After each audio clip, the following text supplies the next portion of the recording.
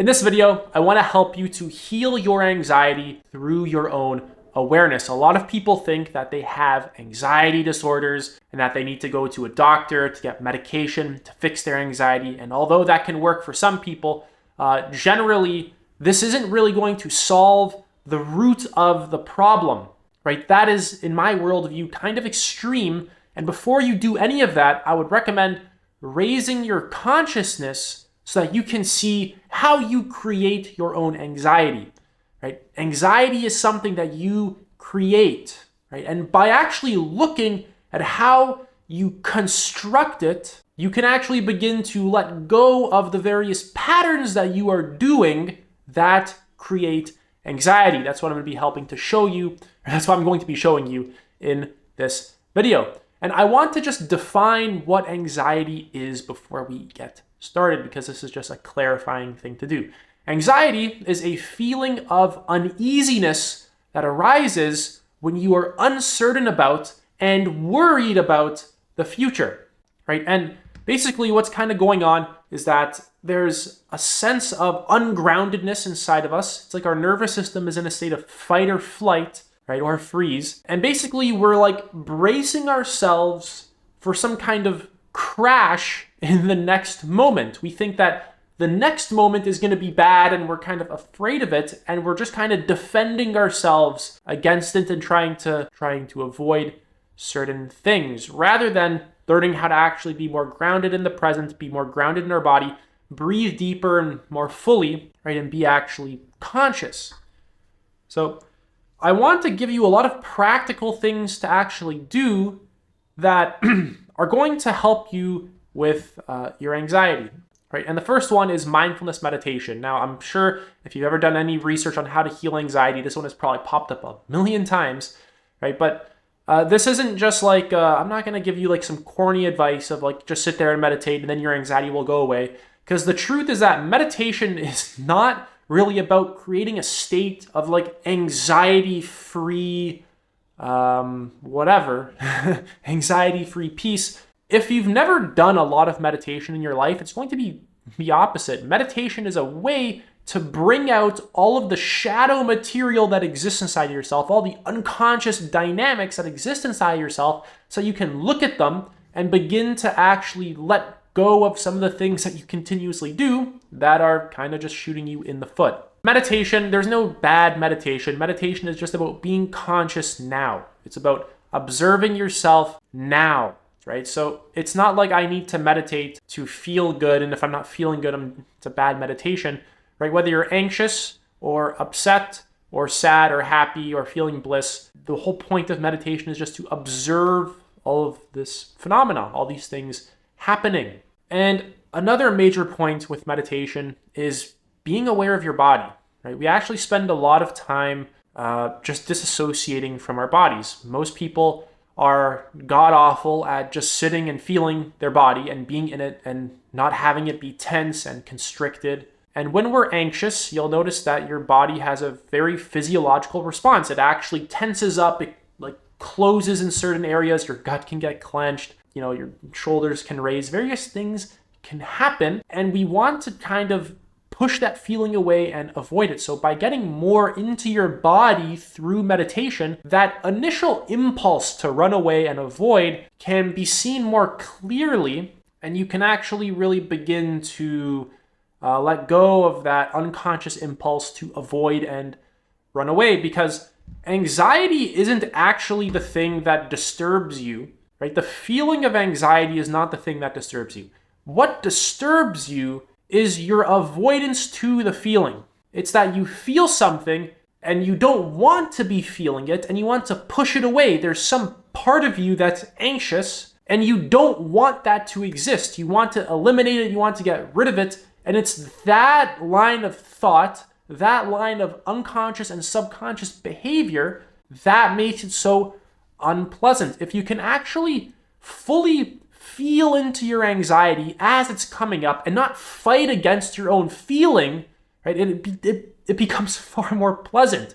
So it's really not the experience itself, it's your relationship to the experience, and mindfulness meditation is a really powerful way to look at how we are relating to our experience, right? Meditation, like I said, isn't just about being calm and peaceful and blah, blah, blah. It's about observing experience directly, observing the emotion, feeling it, observing how we relate to it, right? Observing how we push it away, how we pull on it, how we want this feeling and not that feeling. It's all about just self-awareness and self-observation, right? And over time, simply through awareness, a lot of these sort of unconscious dynamics kind of just come up to the surface, and then they kind of just start to break down and dissolve. Your awareness alone is curative, meaning that if you apply enough awareness to your own unconscious dynamics, you will naturally begin to let them go, right? But it's when you don't apply awareness to your own unconscious dynamics that you're not processing them, right? You're not seeing them, you're not processing them, you're not giving them the space to actually come up, and because of that, they're not really going to go anywhere. So mindfulness meditation is something that you actually have to do every single day, right? I'd recommend going up to at least 1 hour a day, right? That's probably a lot for some people, but a bare minimum of 1 hour a day is extremely necessary, right? Find time for it. Find time in the morning, right? Find time in the evening, half an hour in the morning, half an hour in the evening, right? Or 1 hour straight in the morning, whenever. The next point I have is to live a healthy lifestyle. And my idea of health is pretty broad. It's not just like eating your fruits and vegetables, although yes. It's also about the habits that you do and the kind of information that you put into your mind. If you're always scrolling on your phone on Instagram, right? Basically, you're wake up in the morning, grab your phone, scrolling on Instagram for an hour. You're locking yourself into like this freeze state. Like you're literally priming your whole biology so that it is going to be anxious. Like you're setting yourself up for anxiety by doing certain things and certain habits, right? So you actually want your habits to be healthy habits. You don't want to wake up and grab your phone and scroll on Instagram right away in the morning and then wonder why you're anxious, right? I'll tell you why you're anxious. Because you're not doing anything healthy for yourself, and your body's trying to tell you this. Your body, your emotions, everything inside of you is trying to tell you that this is not healthy, right? And you're not cluing in on that. You're not picking up on that. And then you think that, oh, like I have a disorder and I need pills. Like, no. The things you're doing aren't healthy. They make you feel like shit. You have to change the things that you're doing, right? Your body is giving you very nuanced and complex signals constantly throughout the day. It's your job to learn how to actually pick up on them. Mindfulness meditation is a good way to do that. 95% of your diet has to be fruits and vegetables. You got to kind of clean that one up, right? You got to exercise every single day, actually move your body. If you're not moving, right? Like you're just going to start breaking down. You actually have to learn how to create a sense of structure and order within your life so that you can just maintain yourself in a healthy way. Everything that is alive needs maintenance. You have to brush your teeth so that they stay in good health. You have to eat food so that your body doesn't break down. You have to learn how to actually create a sense of order in your mind and in your health overall. And this is going to help you to just not be so anxious all the time. Another good one is just stretching, right? Like if your body's like this tense brick, right? It's not flexible. If you can't bend down and touch your toes, you're not really allowing emotions that have been trapped inside of you to move and flow and come out. They're just kind of stuck in this sort of holding pattern, and you're wondering why you're anxious. So the next one is journaling, and this kind of goes hand in hand with identifying patterns and triggers. So notice the things that actually make you anxious and work with those specific things, right? So let's say you have social anxiety, right? And you only have social anxiety around specific people, right? Maybe a person you're attracted to. Okay, like write that down in your journal that like you get anxious in this specific scenario, and like prior to the scenario you were feeling like this, and then it kind of began to shift, and then your behavior started to change. Right? So you basically want to apply as much awareness as possible to the situation so that you can stop doing the things that are making you anxious. Because like I said, anxiety is something you're doing. It's an unconscious response that you don't know, like that you don't really see that you're doing it. You think that it's just like, you don't actually understand that like you're creating this for yourself. It's not just like a thing that happens and it's like, oh, whatever, like I'm anxious now. It's like you have certain perceptions and habits that lead to the experience of anxiety that you have to become conscious of so that you can actually change them so that you're not so anxious all the time. All right, I hope that's clear. So you want to use journaling as a way to just get very clear and very specific about the exact things that trigger you, so that in those situations you can apply the mindfulness that you learned from mindfulness meditation, right, into those situations, so that you can actually begin to process your anxiety, right? Because your emotions are actually stored inside you. The patterns that create the emotions are stored inside of you.